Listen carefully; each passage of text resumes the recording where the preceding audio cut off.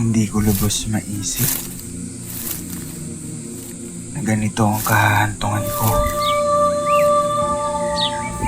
Nahusgahan ang pagkatao ko.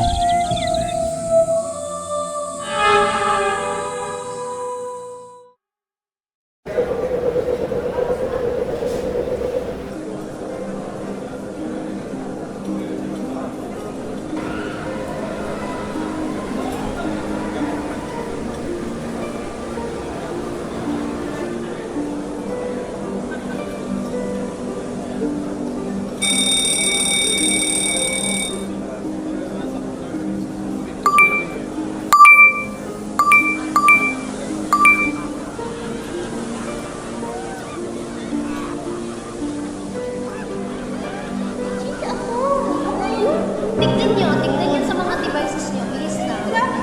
Naku, kasi Oo, dapat.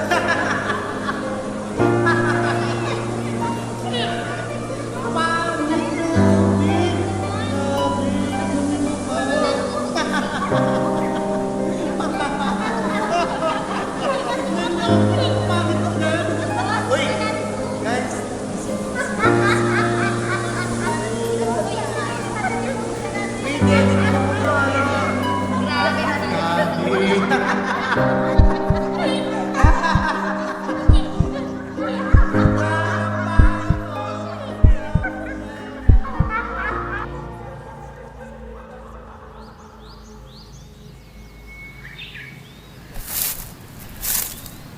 Hindi nyo alam ang bigat. Hindi nyo alam ang sakit. Tignan niyo sa mga devices niyo. Bilis na. Naku, kasi Oo, dapat.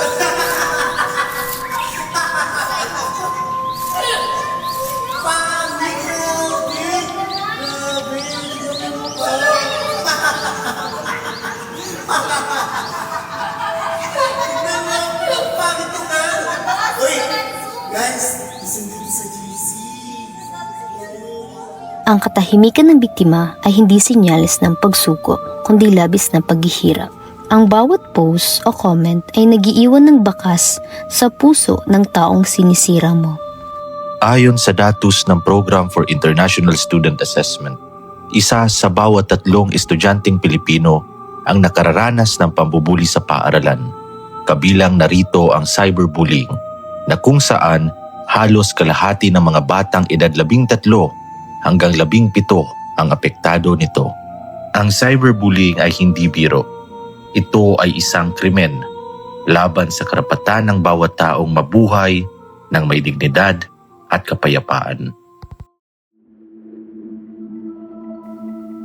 Isang type, isang buhay ang pwedeng mawala. Piliin ang kabutihan sa bawat salita.